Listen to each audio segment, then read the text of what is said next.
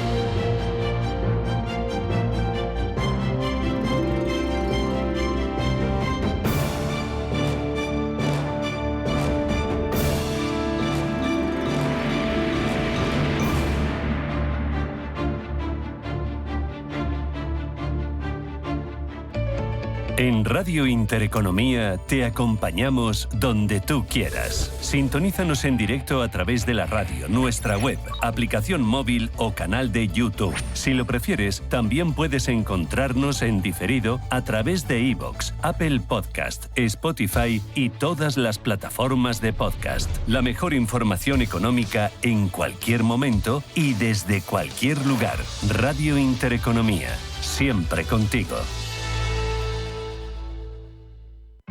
Cierre de mercados es como el punto en la I. Un programa que deja las cosas en su sitio. Hola, te habla Javier García Viviani. A las 3 de la tarde comenzamos a Cierre de Mercados en Radio Intereconomía. La mejor manera de estar informado de toda la actualidad económica. Di que nos escuchas. Geopolítica, mercados, bancos centrales. Los temas más candentes que impactan en la economía mundial están en Visión Global. Cada tarde de lunes a viernes a las 7 con Marta Isern. Visión Global. Marcamos la diferencia. Radio Intereconomía. ¿Quieres saber más acerca del hidrógeno? H2 Intereconomía te cuenta las últimas novedades, avances tecnológicos y entrevistas de interés sobre este medio energético. Los martes, de 11:30 a 12 de la mañana, H2 Intereconomía, presentado por Rubén Gil, tu espacio semanal sobre el hidrógeno. Porque en Radio Intereconomía apostamos por el sector energético y la energía limpia. Viajes, destinos, cultura, gastronomía hacen diferente a cada viajero. Recorre el mundo cada semana con nuestro programa de viajes Clase Business. Descubre los mejores destinos de lujo y experiencias exclusivas de una manera diferente. Cada sábado de 12 a 1 del mediodía, escucha Clase Business con Elena Fraile en Radio Intereconomía.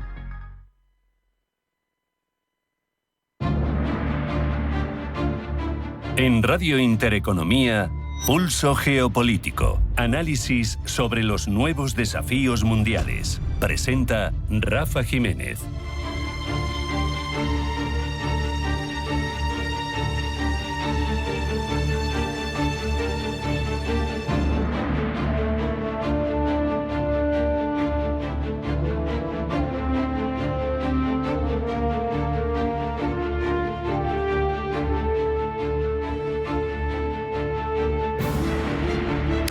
Bienvenidos a Pulso Geopolítico. La Comisión Federal de Comunicaciones de Estados Unidos ha prohibido la importación de robots humanoides fabricados en el extranjero, alegando riesgos para la seguridad nacional.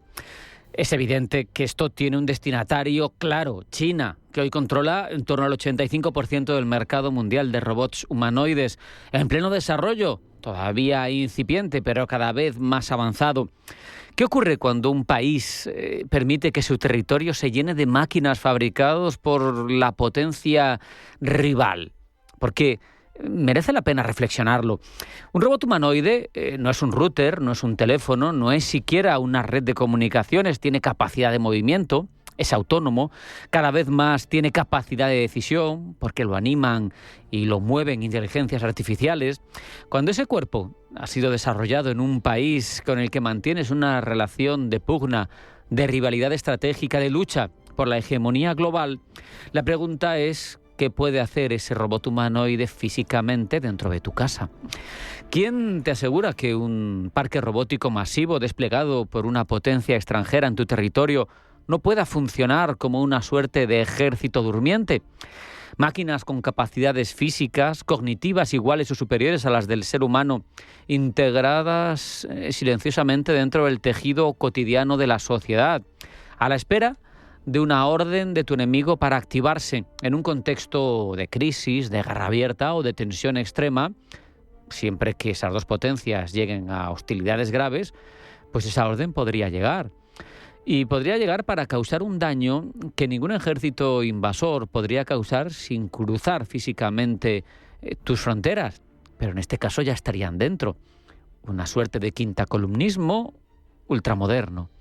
Es una hipótesis extrema, lo reconozco, pero buena parte de la arquitectura de seguridad nacional que hoy damos por sentada, como evitar que una empresa destacada de ese país rival sea quien monte tus redes de comunicación de 5G, de 6G, ya lo hemos visto, y nacen de hipótesis que en su momento parecían extremas y que ahora se han convertido en políticas de Estado. Un cable de fibra óptica comprometido puede robarte información. Un robot humanoide animado por inteligencia artificial puede hacer mucho más que eso. Hay otra reflexión de fondo. No hablamos solo de robots domésticos o industriales, hablamos de ejércitos que se plantean sustituir soldados humanos o complementarlos por humanoides en el campo de batalla. Durante muchos años, la imagen de droides de combate la achacábamos, la relacionábamos con la ciencia ficción. Nos lo regaló sagas como Star Wars y nos parecía precisamente eso, una ficción, algo muy alejado. Pero lo que hace apenas una década era un decorado de cine. Es ya una línea de producción industrial, una realidad cada vez más cercana. Obviamente, hay que ser precisos, no podemos caer en alarmismos. Los robots humanoides ahora mismo no son ni de lejos la opción más eficiente para causar destrucción masiva. un dron barato, bien aplicado, o una bomba nuclear, si me apuran, cumpliría esa función de forma mucho más eficaz y a muchísimo menor coste. Pero incluso también, si nos apuramos, podríamos incluso verle la parte positiva a una evolución futura hacia ejércitos con droides, porque sería una guerra más limpia, con menos daños colaterales, sin víctimas humanas. Bien empleada, por tanto, esa tecnología podría reducir el sufrimiento de los conflictos armados. A la antigua usanza, cuando se elegía un campeón de cada ejército para bien quien ganaba, pues ahora se podrían poner en colisión 2 ejércitos de droides. Ahora no, a un futuro no sé cómo de cercano. El hecho, lo sabemos, es que ninguna tecnología es buena o mala en sí misma. Un cuchillo corta el pan y un cuchillo te degüella. Lo sabemos, la diferencia ahora mismo es en grado, no en naturaleza. Por primera vez en la historia de la especie humana, las herramientas tienen capacidades físicas y hasta intelectuales que son equiparables o incluso superiores a las que tenemos los seres humanos. Hablamos de sistemas capaces de moverse, de decidir, de aprender, de actuar sin que un ser humano decida físicamente, pueda frenarlos. ¿Hacia dónde va, me pregunto, la especie humana cuando empieza a compartir el planeta de forma masiva con entidades artificiales que pueden igualarla o que pueden superarla en capacidades? La propia Naciones Unidas ha denunciado que la humanidad está en un umbral delicado, el de delegar la decisión de matar o de no matar en un sistema que no siente, que no duda, que no tiene nada que perder. No creo que la respuesta a todo esto, obviamente, sea el rechazo tecnológico, tampoco el pánico distópico. La historia de la humanidad es, en cierto modo, la historia de distintos avances, de tecnologías, de herramientas, lamentablemente de armas, que han ido evolucionando cada vez a mayor poder. Es cierto también que en esos saltos anteriores las herramientas seguían siendo en última instancia dóciles. Es decir, la bomba nuclear, con toda la carga que tiene, dependía de un botón que pulsaba un ser humano. Lo que se dibuja ahora, con la robótica humanoide avanzada, con la inteligencia artificial que la gobierna, es distinto. Máquinas con creciente autonomía y con la decisión última de decidir, de apretar el botón de si matar o no matar. La cuestión es si, quien sea fan de la serie de Orville me va a entender, el que no lo sea, que investigue, si estamos condenándonos a terminar como los keylonianos originales. Solo nosotros tenemos la respuesta. Hacemos un alto en el camino. A la vuelta, información geopolítica que elabora Blanca del Tronco. No se vayan, sigue Pulso Geopolítico.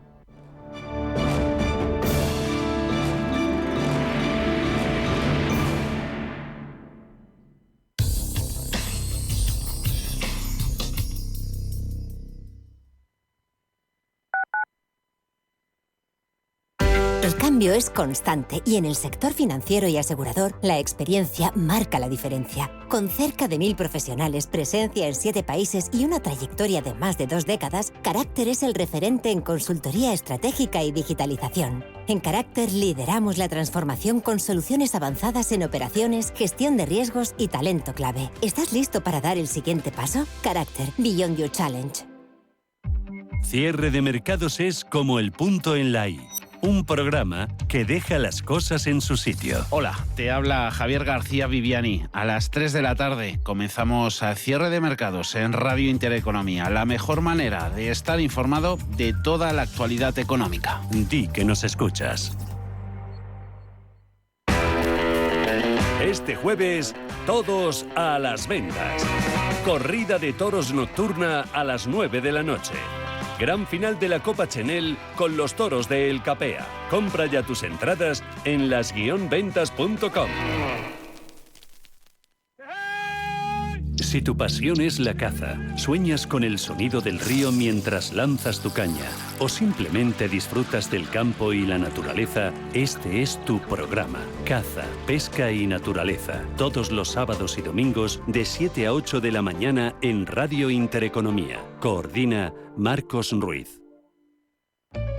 En Radio Intereconomía te acompañamos donde tú quieras. Sintonízanos en directo a través de la radio, nuestra web, aplicación móvil o canal de YouTube. Si lo prefieres, también puedes encontrarnos en diferido a través de iVoox, Apple Podcast, Spotify y todas las plataformas de podcast. La mejor información económica en cualquier momento y desde cualquier lugar. Radio Intereconomía, siempre contigo.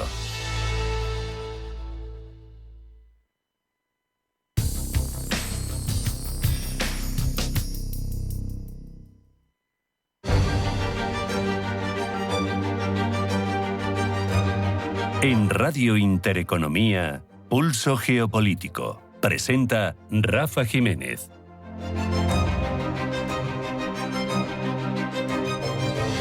Vamos con la información geopolítica que elabora Blanca del Tronco. Blanca, bienvenida, buenas tardes. Buenas tardes. Comenzamos con Arabia Saudí, que lanza un ataque coordinado con Estados Unidos contra milicias proiraníes en Irak. Estos bombardeos que han matado 20 milicianos iraquíes son los primeros ejecutados por Riad en territorio iraquí y representan una escalada en la guerra contra Irán.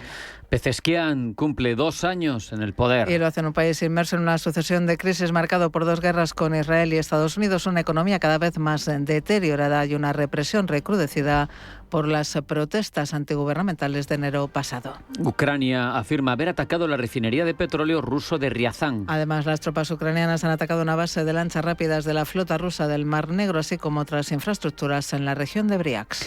Rusia declara en búsqueda y captura el fundador de Telegram. El Servicio Federal de Seguridad de Rusia ha declarado en búsqueda y captura internacional al fundador del servicio de mensajería Telegram, el empresario ruso Pavel Durov, tras incoar una causa en su contra por cooperación con el terrorismo. Junto a WhatsApp, Telegram ha sido bloqueado en Rusia tras acusaciones de incumplir las leyes locales y no eliminar contenidos prohibidos. La cifra de muertos por el terremoto en Japón asciende a 13 mientras continúan las tareas de rescate. El balance de víctimas mortales por el terremoto de magnitud 7,1 que sacudió ayer la prefectura de Kumamoto en el sur de Japón ha aumentado a 13, según ha confirmado la primera ministra japonesa Sanae Takaichi. La cifra de heridos supera los 200 mientras continúan a contrarreloj las tareas de rescate en las zonas afectadas por el seísmo. Mohamed VI cumple 27 años en el trono. Y con motivo de este aniversario, el monarca marroquí pronunciará un discurso en el que el rey tratará las grandes orientaciones en el ámbito económico y social en una intervención que tiene lugar a unos 2 meses de las elecciones legislativas previstas en el país. Y decisión hoy de tipos de la FED. Aunque el consenso del mercado da por bueno el mantenimiento de los tipos entre el 3,5% y el 3,75%, la incertidumbre en torno a la reunión es la mayor en años. Ahora mismo la probabilidad de una subida de tipos ha escalado al 38%.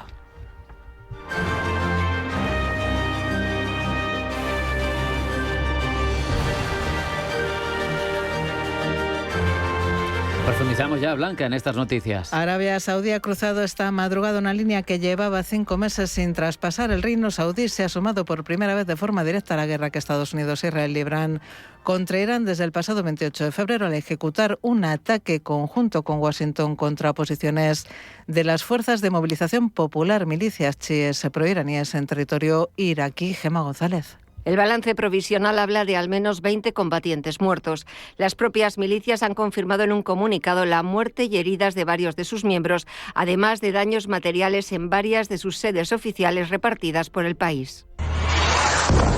El detonante, según la versión oficial de Washington, hay que buscarlo en las últimas 72 horas. El mando central de Estados Unidos, CENTCOM, ha justificado la operación como respuesta a más de 30 ataques con drones dirigidos por la Guardia Revolucionaria Islámica iraní contra fuerzas estadounidenses e infraestructuras energéticas saudíes.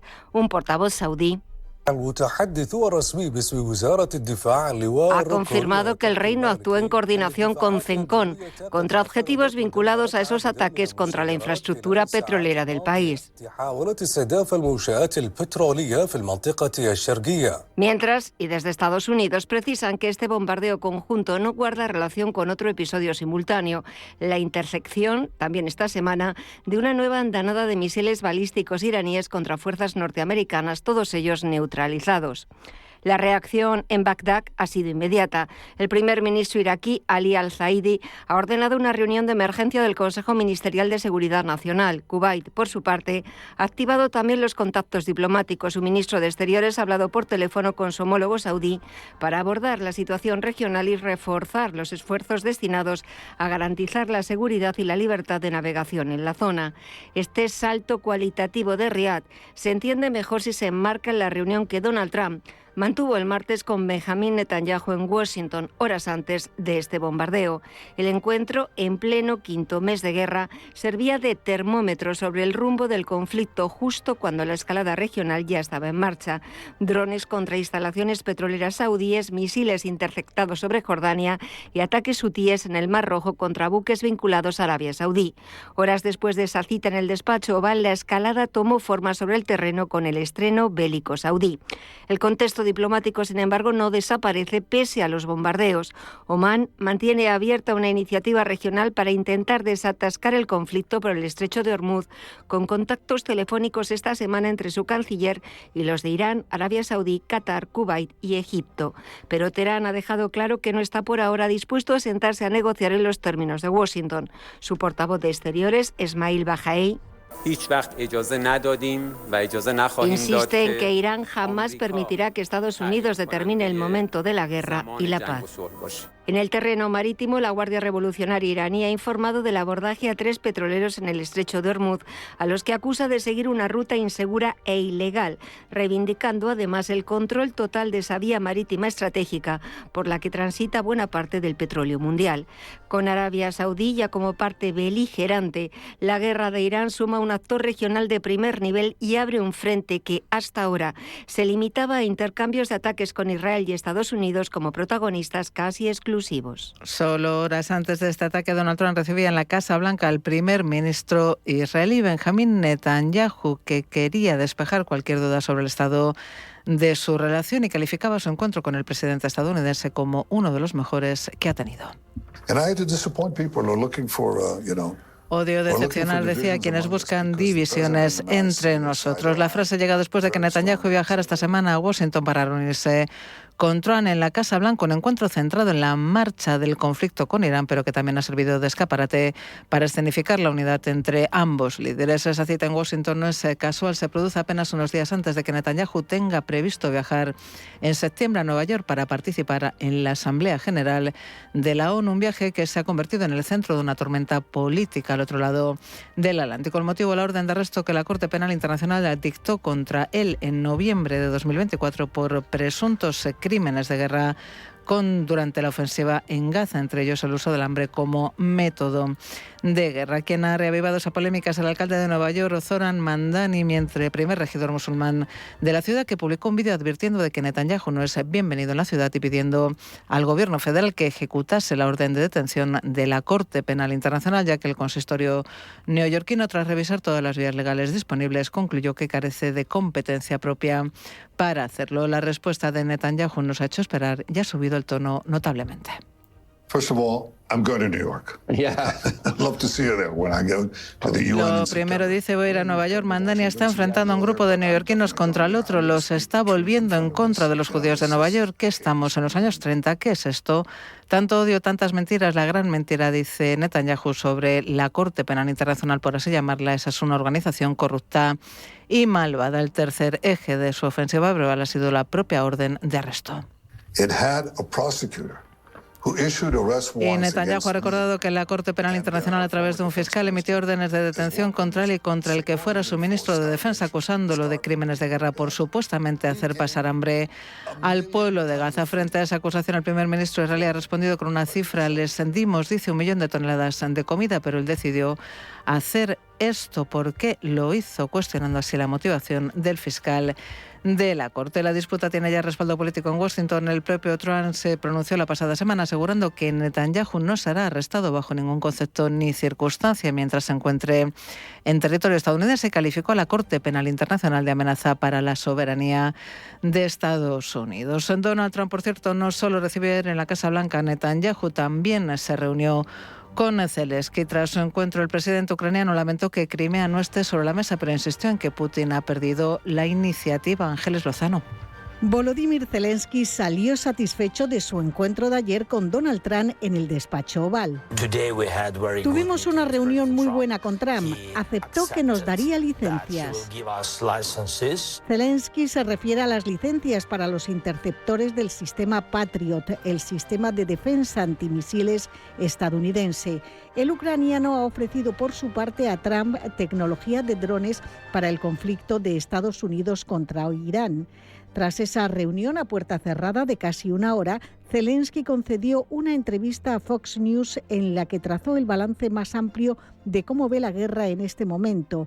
Y ahí llegó su frase más contundente. La iniciativa no está en manos de Putin. Esta es la principal cosa que ha cambiado desde el principio. El mandatario ucraniano sostiene que Rusia sufre unas 30.000 bajas mensuales y que pese a ese desgaste Putin se niega a detener la guerra, lo que en su lectura demuestra que el Kremlin ya no dicta el ritmo del conflicto.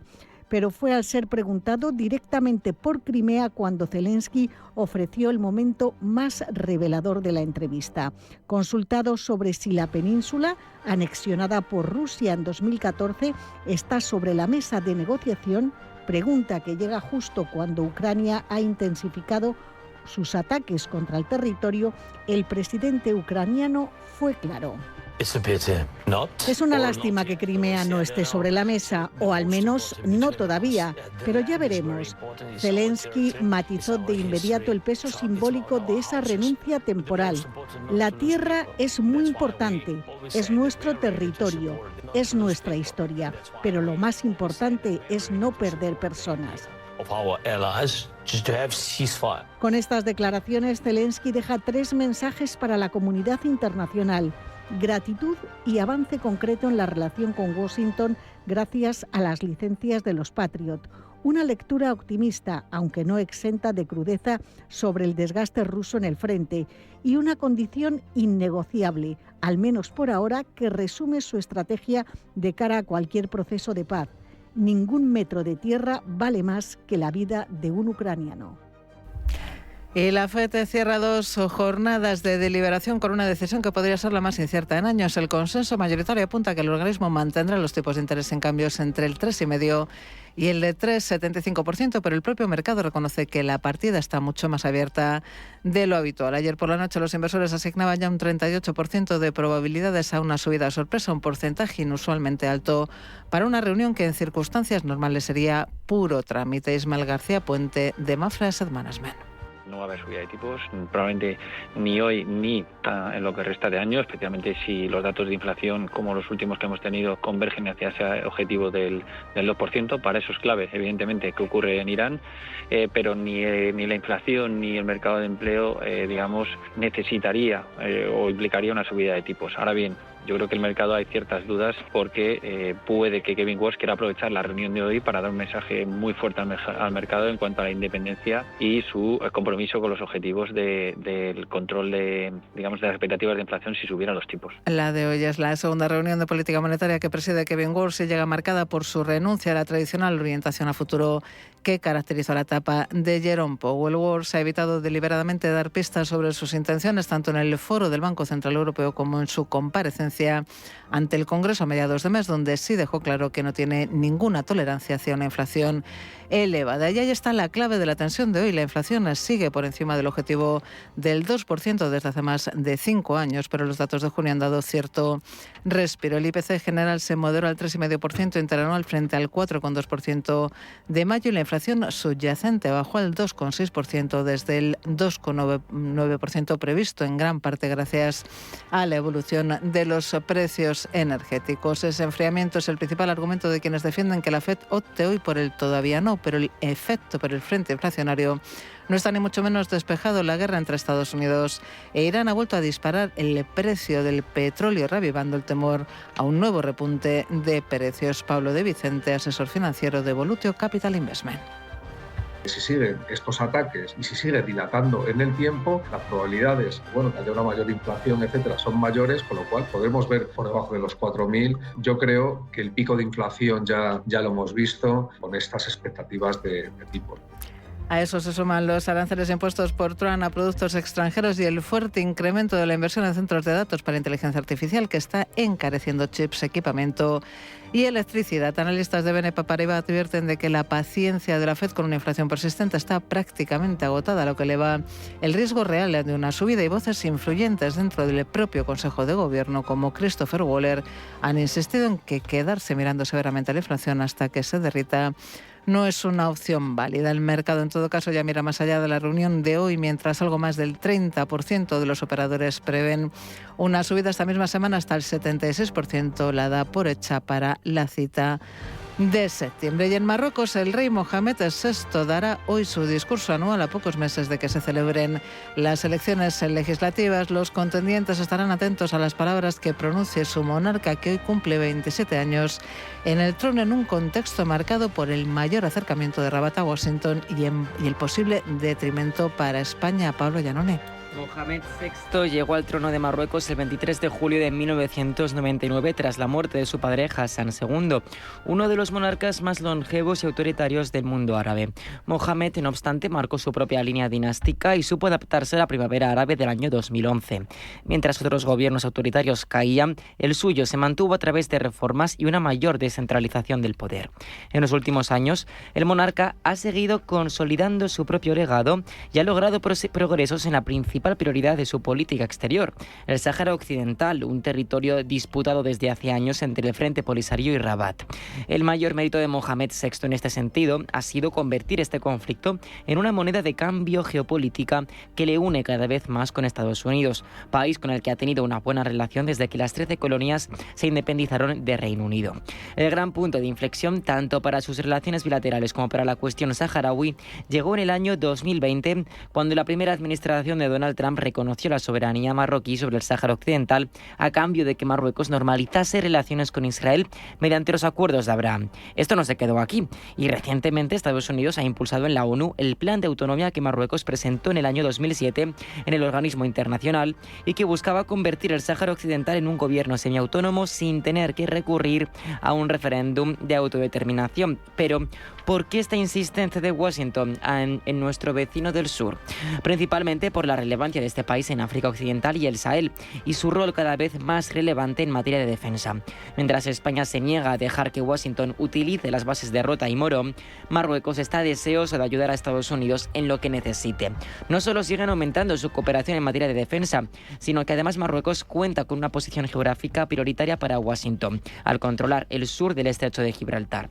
Ambos países parecen contar con una gran complicidad cuyo último episodio tuvo lugar apenas hace unos días cuando el monarca Mohamed VI cambió el nombre a una carretera de más de 1.000 kilómetros con el nombre de Donald Trump.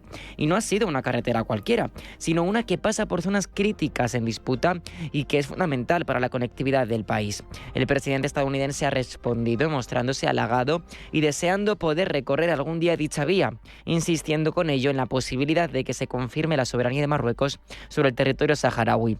Para algunos, este gesto de Mohamed VI se puede leer en diversas claves, y una de ellas es que esta infraestructura, clave para el Mundial del año 2030, podría catalizar los esfuerzos de Marruecos por hacerse con la final del torneo. Al fin y al cabo, que Trump se sienta halagado por este gesto es un gran paso, sobre todo teniendo en cuenta que cada vez hay más rumores sobre el cercano vínculo que une al presidente estadounidense y al de la FIFA.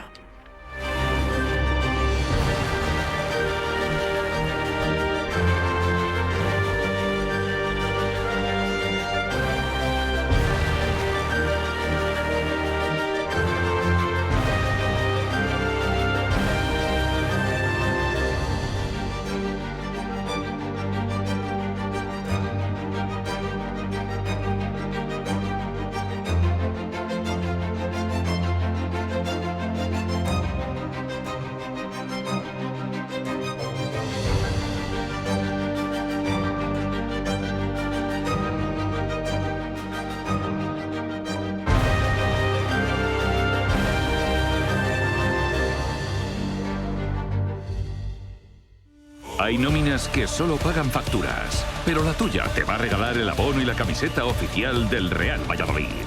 Tu esfuerzo vale mucho, por eso en Caja Rural de Zamora te damos el premio que mereces. Trae ya tu nómina y apoya tu pasión. Caja Rural de Zamora, tuya, de todos. Novena Carrera Popular de Rasueros a favor de la Asociación Española contra el Cáncer. Sábado 15 de agosto a las 7:30 de la tarde. Patrocinan Recoin, Estudio 3, Grúas Ávila, Valla Canalón, Propie, Transportes Cofreces, Activa Inmobiliaria, Peñaranda Motor, Construcciones F. Pérez, De Credit, Manza Esmalta y Vermetrans Express 1985. Inscríbete ya en oricronsport.com. Organiza Ayuntamiento de Rasueros con la colaboración de Intereconomía. Con cada paso estarás más cerca de la meta.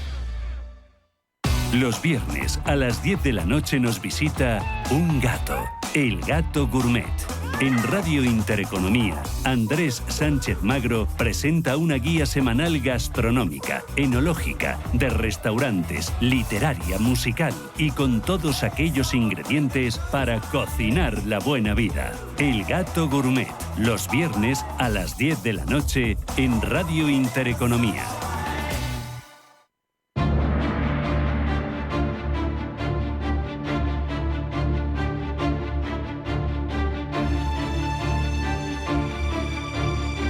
En Radio Intereconomía, Pulso Geopolítico.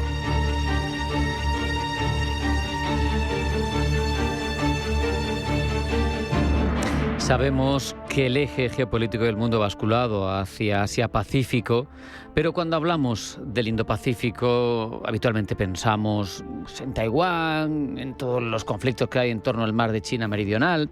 Sin embargo, la realidad es, como suele suceder, más compleja.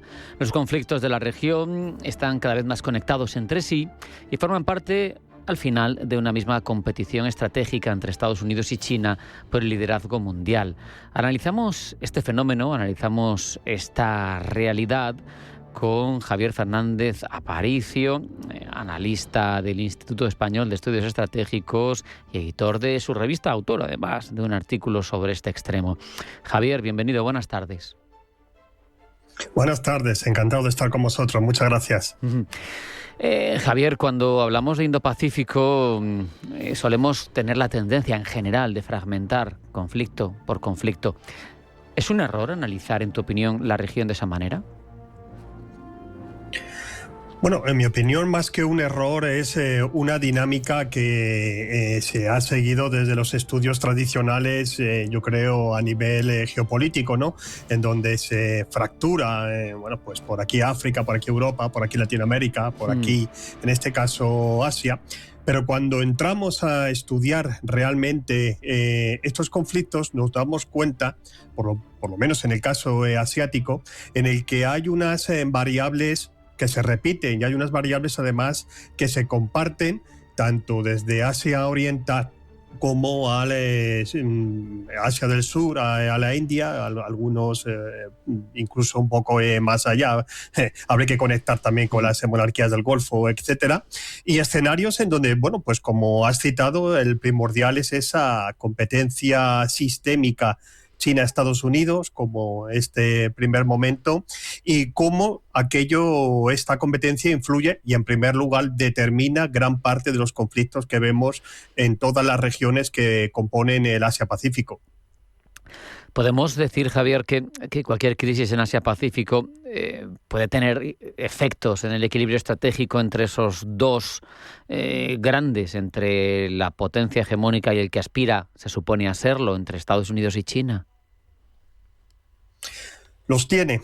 Y no solo los tiene, sino que los vemos en los conflictos principales que actualmente están abiertos en esta vastísima región, en este vastísimo continente, ¿no?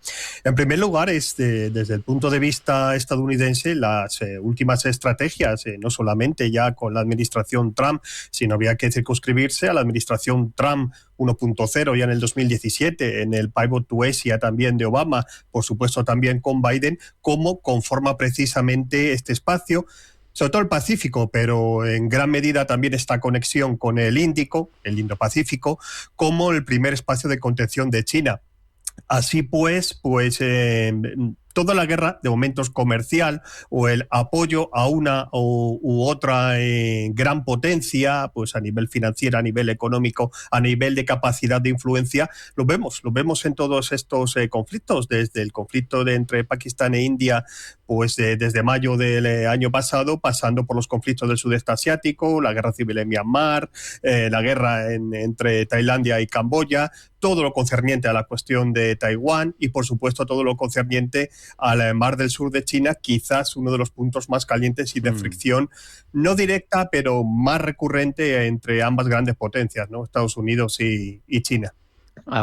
Mencionas a Taiwán, es imposible obviarlo en esta conversación. Parece que se ha convertido en la pieza central sobre la que gira ahora mismo la fricción.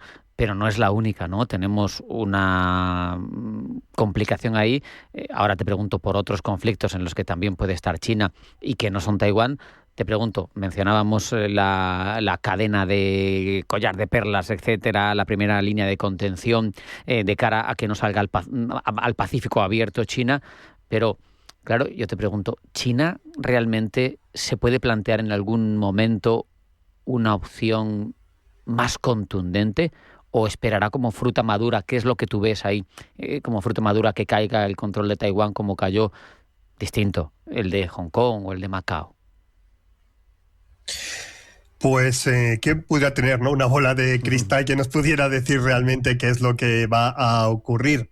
Pero todos los análisis o todos los estudios y sobre todo un vistazo a la idiosincrasia histórica y al devenir de la propia historia de China hacen pensar que sea difícil ahora mismo, en la actualidad, que haya una opción militar, por así decir, de invasión o de anexión, como lo queramos denominar, porque bueno, recordemos que Taiwán es reconocido como país independiente por muy pocos países y muy pequeños, pero parece que esa opción ahora mismo no se contempla, no se baraja desde Beijing.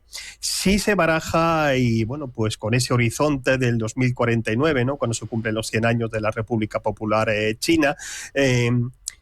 Pues como has comentado, que Taiwán como fruta madura pues entre en la órbita. Ya habría que ver con qué estatus, porque el estatus hongkonés pues también ha sufrido mucho deterioro desde las protestas de los últimos años a esta parte, y esta, bueno, pues teoría de dos sistemas, un mismo país, parece que no funciona, con lo cual esto incluso para la parte más independentista, por así decir, claro, taiwanesa, que ahora mismo es la que controla el gobierno, pues no ni siquiera se discute. Sí, cada vez más por el Kuomintang, ¿no?, este partido opositor que también tiene un grandísimo predicamento en el país y que, bueno, pues últimamente sí que ha mostrado una gran sintonía con Xi Jinping y con el gobierno de Beijing, ¿no?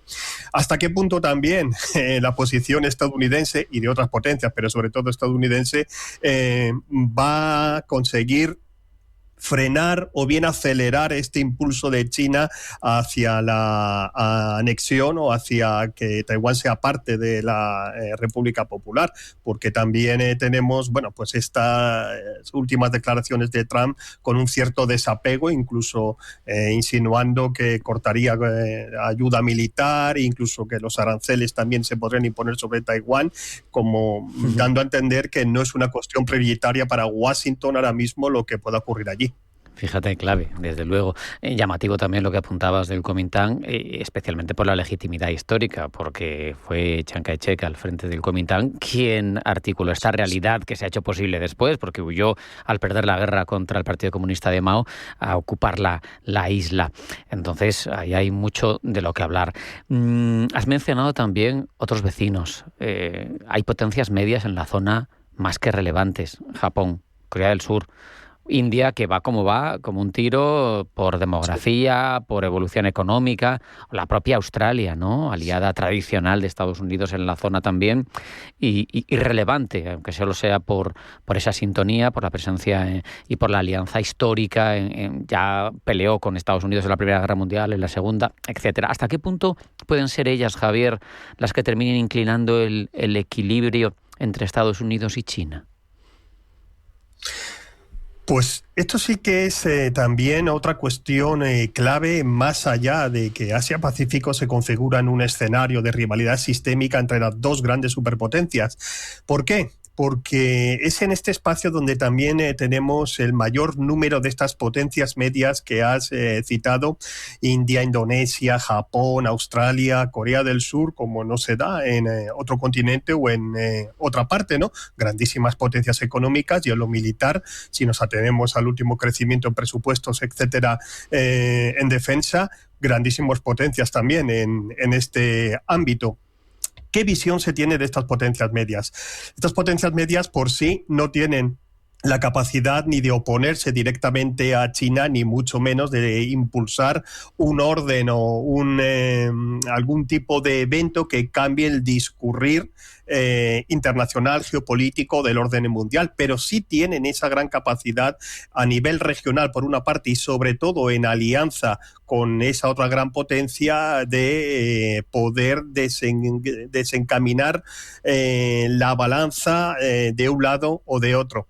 ¿Qué es lo que estamos viendo? Pues de nuevo, desde el advenimiento de la administración Trump, pues una cierta confusión, porque el papel de China, teniendo también sus rivalidades, que también había coludido a la historia, has aludido al Comitán, pues saludamos también a la historia con Japón, con Corea del Sur, a la histórica también competencia sobre todo en el Himalaya con la India, con otros países del sudeste asiático, pero también tiene un gran predicamento, ¿no? Hay informes recientes en donde la visión y sobre todo la asertividad y la importancia de China ya a nivel económico, pero más allá también en la incardinación de lo que es la vida social de estos países, es totalmente capital, singular. Estados Unidos, de nuevo, ¿qué visión pueda tener sobre estas grandes potencias? Bueno, pues parece que cada vez se encierra más en sí mismo, hace sus planteamientos sin renunciar del todo a sus aliados tradicionales. En este caso, pues podría ser Japón, podría ser Corea del Sur. Has citado a Australia en el Quad o en el AUKUS, en el cual, bueno, pues a pesar de que parece que eran organizaciones que iban cada vez teniendo menos importancia desde que Trump llegó al poder, han vuelto un poquito a también salir a la palestra. Y por supuesto la India. Lo que pasa que, bueno, en el caso de la India también hay que decir que hay una ambivalencia con esa otra gran potencia, no a ese nivel, pero que es Pakistán, donde Estados Unidos también parece ahora que tiene interés en que salga un poco adelante y en volver a una amistad que se había perdido pues desde la guerra del terror, ¿no? O sea que, bueno, pues estas potencias medias valen como contrapeso desde el punto de vista estadounidense, y desde el punto de vista chino, pues tratar efectivamente de que no influyan demasiado y de que, bueno, pues la visión de China sea la de un país, una potencia amiga, y no un país que todo lo contrario, una amenaza, ¿no?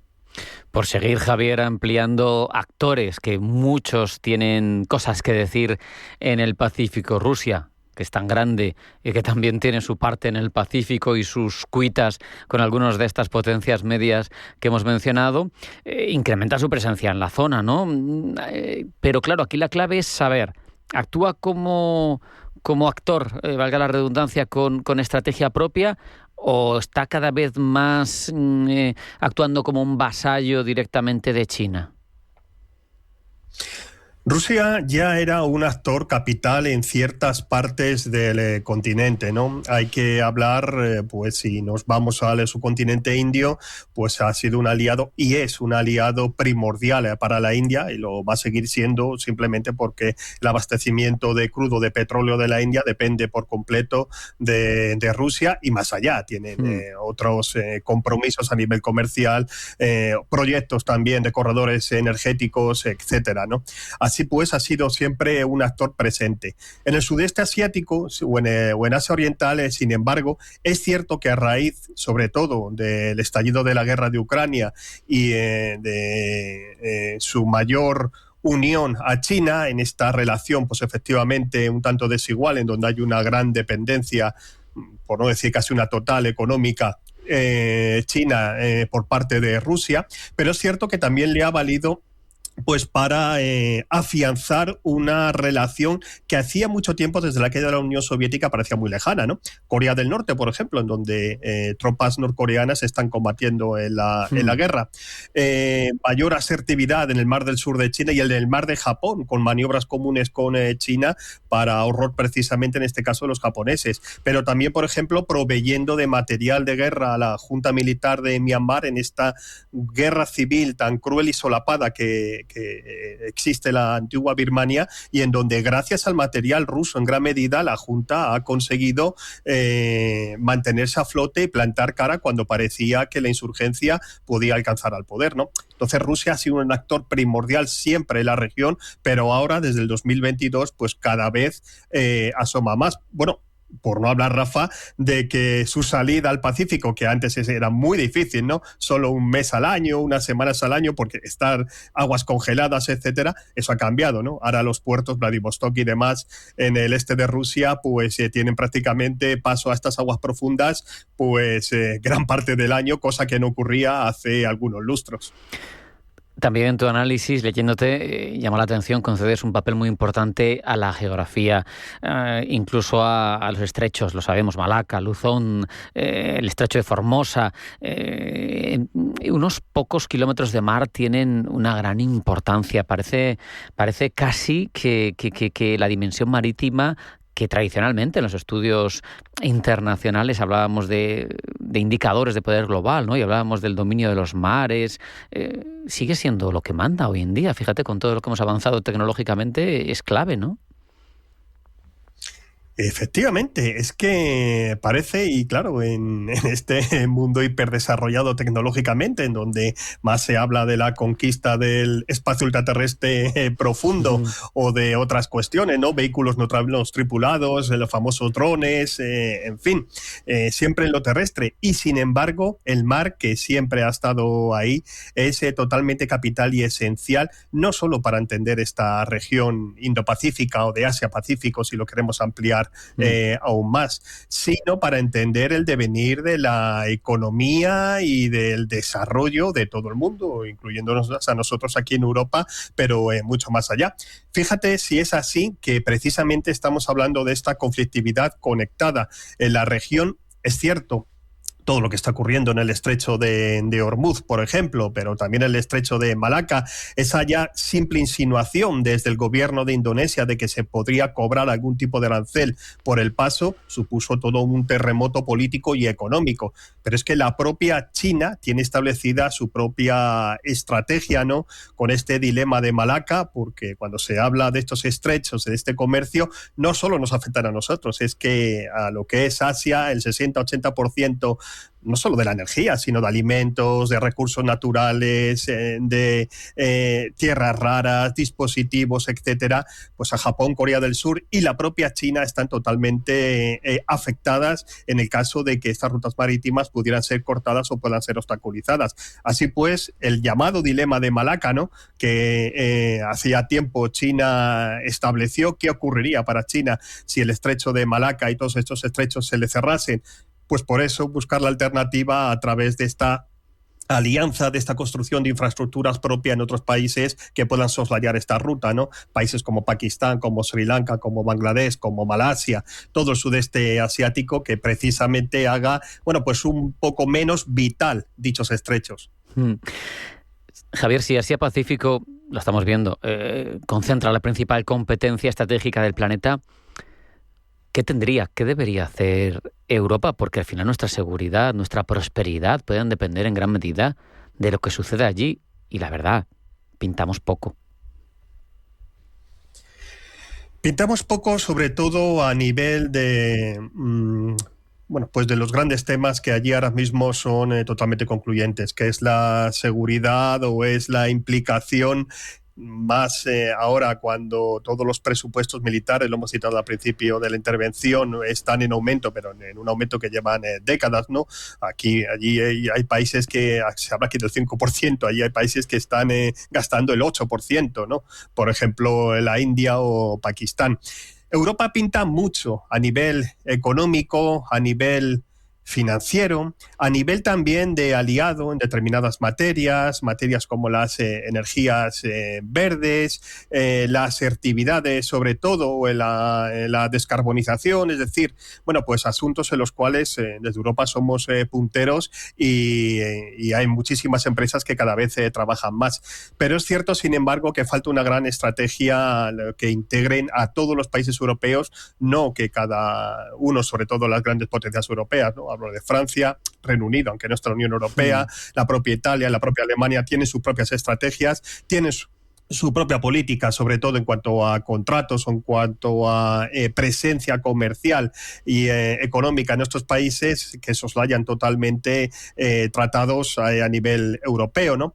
Cuando esto se consiguiera y realmente, bueno, pues hubiera un reparto más equitativo de esta presencia de todos los países europeos en el mercado, y sobre todo cuando Europa sea vista como un actor pues también serio desde el punto de vista de la seguridad, como estamos diciendo, pues qué duda cabe que allí nuestra imagen y sobre todo nuestra importancia aumentaría sobremanera. Pero bueno, se están haciendo cosas, ¿no? Este tratado de libre comercio último con la India, también se barruntan lo mismo para ASEAN, la Asociación de Naciones del Sudeste Asiático, tratados bilaterales con grandes países, siempre desde este punto de vista más comercial, ¿no? Que de momento no va más allá. Hemos dicho lo interrelacionado que está esa disputa Estados Unidos-China por el predominio con lo que sucede en la zona y cómo se extiende. Te pregunto, ¿una crisis local o regional podría desencadenar un conflicto verdaderamente relevante, más importante de los que estamos viendo ahora, los que tenemos sobre la mesa, por efecto de amplificación y de interconexión? Pues yo pienso que francamente sí. Y te digo que francamente sí, porque además estamos hablando en este área de conflictos ya muy enquistados en la historia, de una dificilísima resolución, conflictos congelados, allá donde mires, sur de Asia, la cuestión de Cachemira, el Himalaya, como hemos hablado del sudeste asiático. Por ejemplo, lo que está ocurriendo en el mar del sur de China, en donde, bueno, pues muy recurrentemente hay enfrentamientos entre barcos pesqueros, pero también de las guardias costeras de Filipinas, de otros países, con China. ¿Qué pasaría si esto fuese a más, ¿no? O realmente, bueno, pues hubiese bajas, etcétera, y qué devenir podría tener eso, ¿no?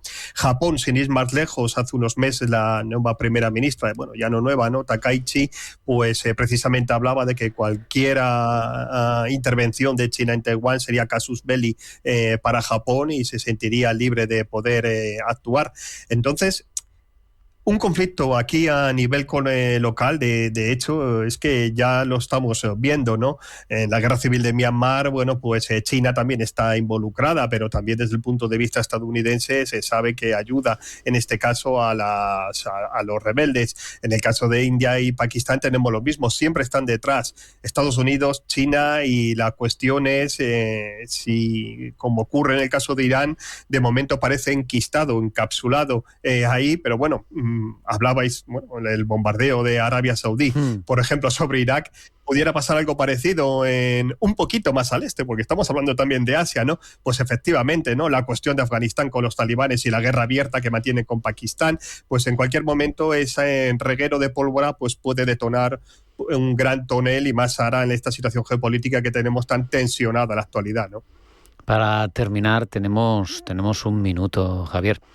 Da la sensación, te pido una reflexión final de un minuto, como digo, corta, de que allí no se dirime la hegemonía regional, sino el modelo de preeminencia y de orden internacional de las próximas décadas. No sé cómo lo ves tú.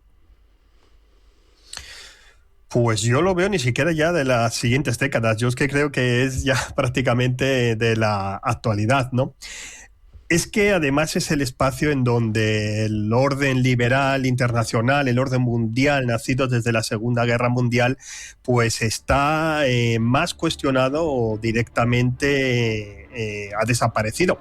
No por mor solo de China, podríamos hablar de lo que está ocurriendo en el mar del sur de China, sino por la propia potencia estadounidense, que en gran medida pues tampoco o incumple gran parte de las normas internacionales. Asia es un escenario en la cual ya no es el futuro, sino en la cual se tiene que mirar ya todo el mundo, y sobre todo desde el punto de vista del orden mundial y qué alternativas van a venir, ¿no? El multilateralismo, etcétera, porque ya se está dando allí, ya se está impulsando desde gran parte de sus países, China la gran potencia y todas estas potencias medias de las que hemos hablado, ¿no? Javier Fernández Aparicio, analista del Instituto Español de Estudios Estratégicos, siempre es un placer hablar contigo. Un fuerte abrazo, hasta la próxima. Un fuerte abrazo, Rafa, el placer siempre es mío. Hasta aquí hemos llegado en esta edición de Pulso Geopolítico. Hemos reflexionado sobre robots humanoides, les hemos contado toda la actualidad de la información de la realidad geopolítica de la jornada y hemos hablado sobre dónde se ventila ahora el poder del mundo, Asia-Pacífico. Hasta mañana.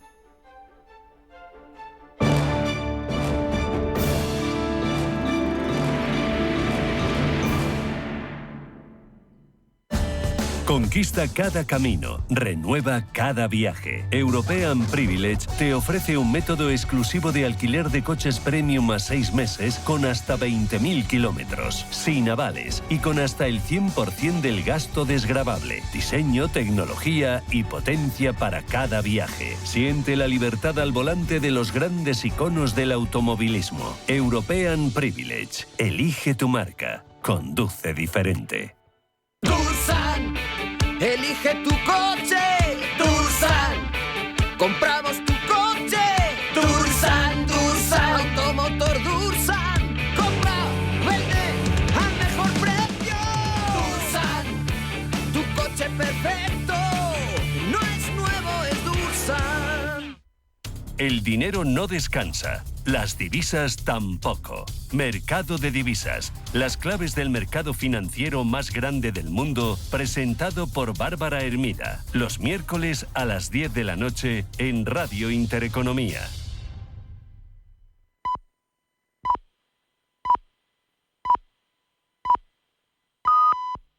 Viajes, destinos.